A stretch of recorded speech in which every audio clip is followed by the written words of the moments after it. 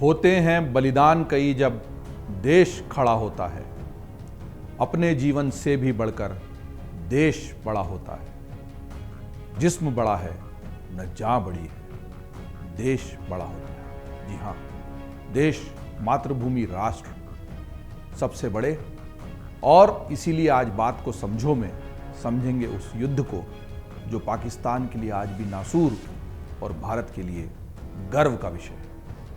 गर्व इसलिए कि हमारी सेना ने अपनी जांबाजी के साथ उस खुराफात को, उस षड्यंत्र को नाकाम कर दिया जिसके जरिए पाकिस्तान हमारी मातृभूमि पर कब्जा करना चाह रहा था। एक तरह से पीठ में छुरा घोंपने वाली बात की थी पाकिस्तान ने।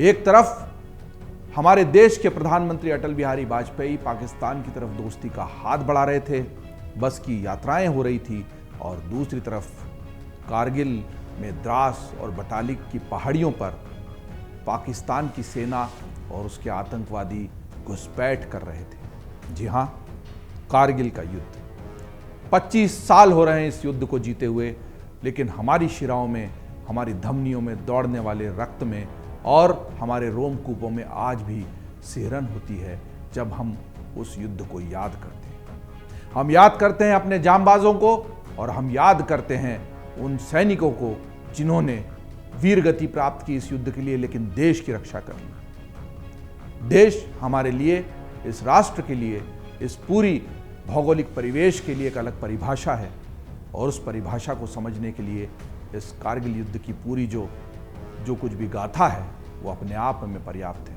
कई युद्ध इस देश ने लड़े हैं और हर युद्ध में भारत विजेता बनकर उभरा है। वो इसलिए कि जांबाज सैनिक, चाहे रेगिस्तान में तपते 40-50 डिग्री की गर्मी हो या -40 डिग्री का सियाचिन ग्लेशियर हो, जांबाजी से डटे रहते हैं। बात को समझने में कोशिश करते हैं कि कारगिल युद्ध क्या था, उसमें किस तरह की लड़ाई हुई, और उसमें जो सर्वोच्च बलिदान देने वाले हमारे सैनिक थे उनको एक भावभीनी श्रद्धांजलि देने का, सलाम करने का, उनके जज्बे को नमन करने का भी अवसर है, जब पूरा देश कारगिल युद्ध के 25 साल पूरे होने पर उसे विजय दिवस के रूप में, हर्ष दिवस के रूप में याद करने के साथ ही उन सैनिकों की याद में भी अपनी आंखें नम कर रहा है जिन्होंने इस देश की रक्षा में अपनी प्राणों की आहुति दे दी।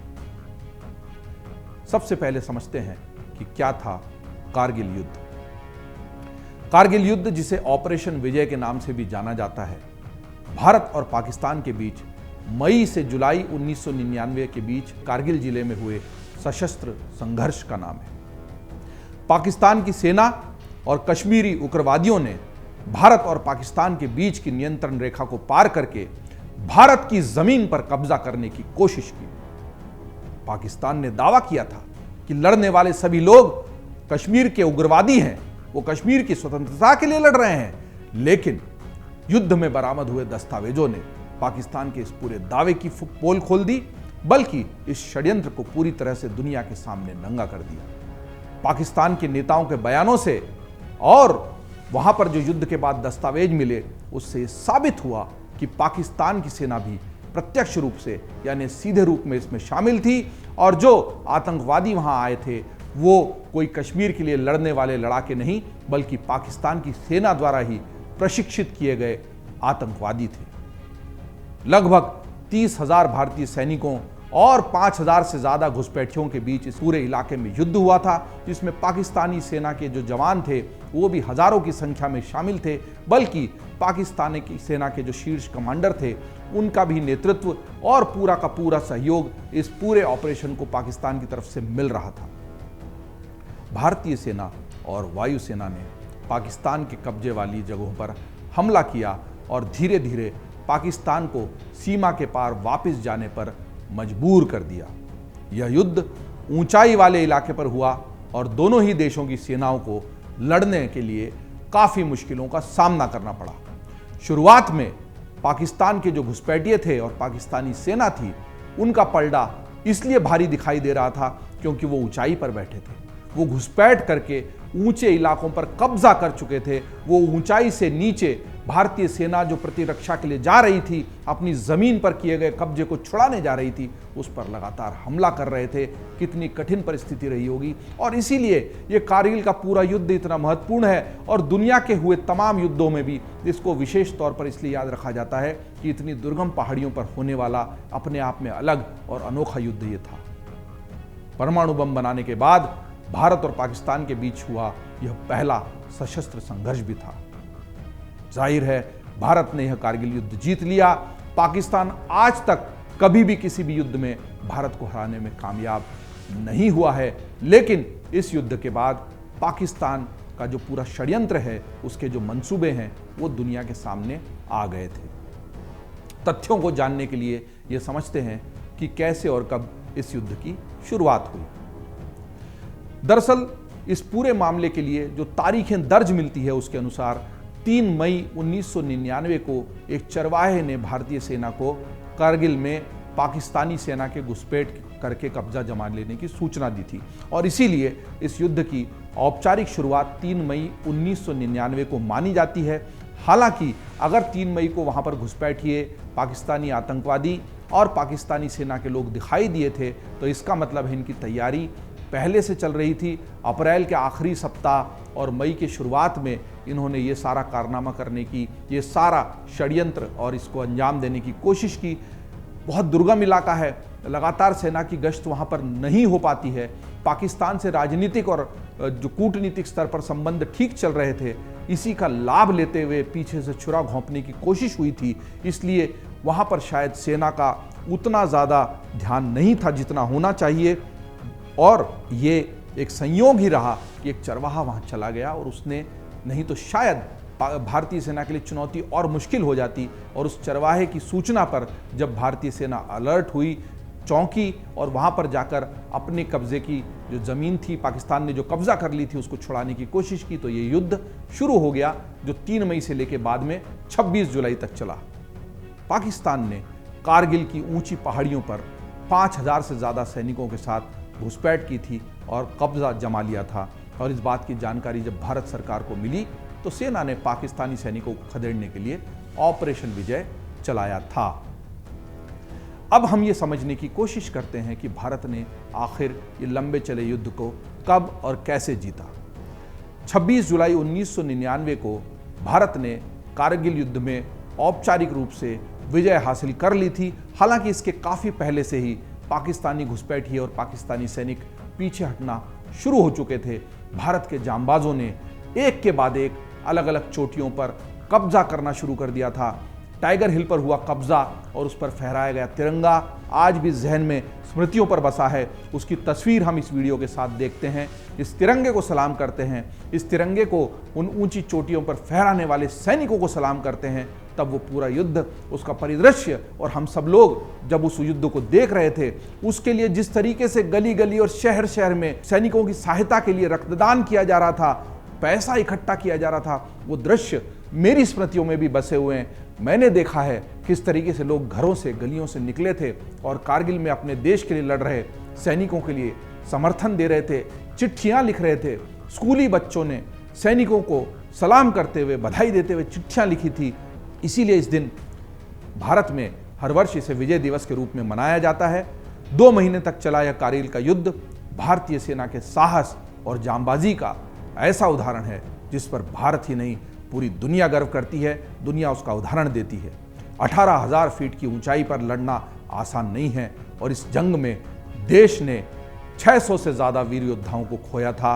वहीं 1300 से ज़्यादा हमारे जो सैनिक हैं वो घायल हुए थे। इस युद्ध में सबसे ज़्यादा नुकसान पाकिस्तान का ही हुआ था और युद्ध में 2700 से ज़्यादा पाकिस्तानी सैनिक मारे गए और 750 से ज़्यादा पाकिस्तानी सैनिक जंग छोड़कर भाग गए।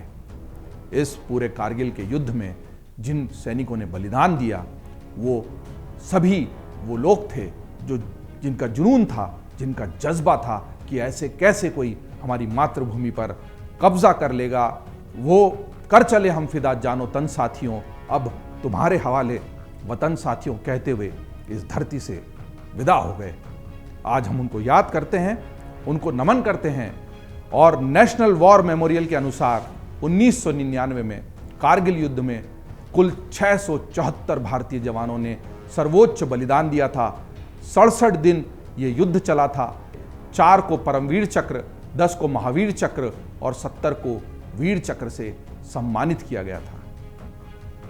कुछ ऐसे सैनिक जिनकी वीरता की कहानियां अभी भी हमारे रोंगटे खड़े कर देती है, जिनकी वीरता की कहानियां हमें प्रेरित करती है, उत्साहित करती है और देश पर बलिदान देने के लिए अधिक से अधिक युवाओं को प्रेरित भी करती है, उनको हम याद करते हैं और बाकियों की सूची को, उनकी तस्वीरों को इस वीडियो में देखते हुए उन सबको नमन करते हैं, सलाम करते हैं और उनसे एक वादा भी कि जो सर्वोच्च बलिदान उन्होंने दिया है वो व्यर्थ नहीं जाएगा।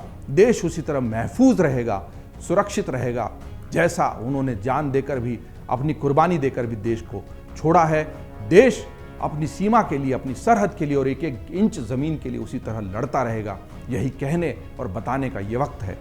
कुछ जांबाज जिनको हम आज याद करना चाहेंगे अलग से, हालांकि सारे के सारे 674 जवान जिन्होंने सर्वोच्च बलिदान दिया, उनको सभी को हम नमन करते हैं। लेकिन जुलाई 99 में कारगिल की जंग में जो कैप्टन मनोज पांडे जिन्होंने सर्वोच्च बलिदान दिया था, उस समय उनकी उम्र महज 24 साल की थी। इसी तरह लांस नायक दिनेश सिंह भदौरिया भी कारगिल के इस युद्ध में लड़े थे और उन्होंने दुश्मनों को खदेड़ने में बहुत बड़ी भूमिका निभाई थी। इस दौरान उन्होंने अपनी जान की कुर्बानी दी, सर्वोच्च बलिदान दिया, हम उनको नमन करते हैं। और इसी तरह एक और वीर बहादुर योद्धा जो इस देश को मिला, जिनकी चर्चा भी काफ़ी ज़्यादा हुई, वो थे कैप्टन विक्रम बत्रा। जी हाँ, दिल मांगे मोर, लाइफ मांगे मोर वाले विक्रम बत्रा, जिन्होंने 7 जुलाई 1999 को कारगिल में पॉइंट 4875 को पाकिस्तान के कब्जे से आज़ाद कराया था और उन्हें भारत द्वारा शेर शाह का कोड नेम यानी गुप्त नाम दिया गया था, जो पाकिस्तान के सैनिकों को भी पता चल गया था। विक्रम बत्रा के सर्वोच्च बलिदान पर शेरशाह नाम से एक अलग से फिल्म भी बनी। उस फिल्म को हमने सबने देखा, सराहा। जो लोग युद्ध, उसकी पृष्ठभूमि से, उसकी कथाओं से, उसकी गाथाओं से नहीं भी जुड़े थे, उनको दरअसल इस शेरशाह फिल्म ने विक्रम बत्रा के उस सर्वोच्च बलिदान से अवगत कराया, उनको बताया। हम कैप्टन विक्रम बत्रा को भी उनकी जो कुर्बानी थी उसको याद करते हैं, नमन करते हैं, सलाम करते हैं। इसी तरह कैप्टन अनुज नायर थे, जिन्होंने महज 23 साल की उम्र में कारगिल के इस युद्ध में सर्वोच्च बलिदान दिया। उन्होंने मशकोह घाटी की पिंपल को जीतने के लिए, पिंपल 2 उस पॉइंट का नाम था, बड़ी भूमिका निभाई थी और मरणोपरांत उन्हें महावीर चक्र से सम्मानित किया गया था। 6 जून 1999 को कैप्टन हनीफुद्दीन ने बलिदान दिया और मरणोपरांत उन्हें भी वीर चक्र से सम्मानित किया गया था। तो ये था कारगिल का वो युद्ध जिसको हम 25 साल बाद भी गर्व से याद करते हैं, सैनिकों को सलाम करते हैं, उनका जो बलिदान था सर्वोच्च, उसको नमन करते हैं।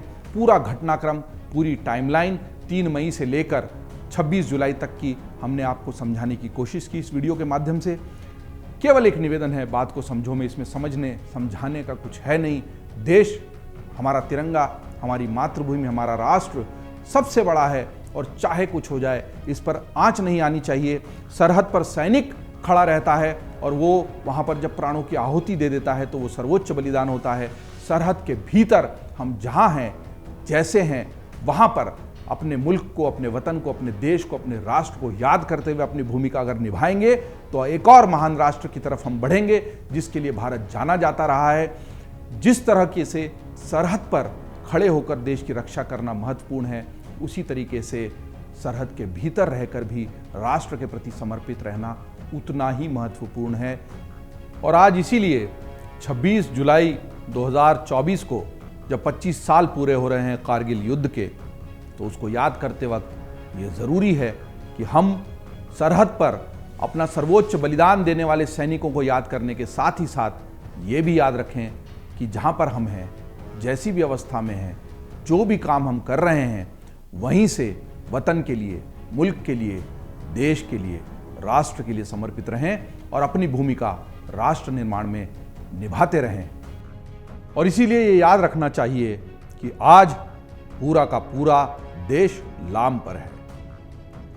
आज पूरा का पूरा देश लाम पर है और जो जहां पर है वो वतन के काम पर है, यानी हम मोर्चे पर हैं, चाहे वो सरहद का मोर्चा हो, युद्ध का मोर्चा हो या देश के भीतर से रहकर राष्ट्र निर्माण का और राष्ट्रभक्ति का मोर्चा हो।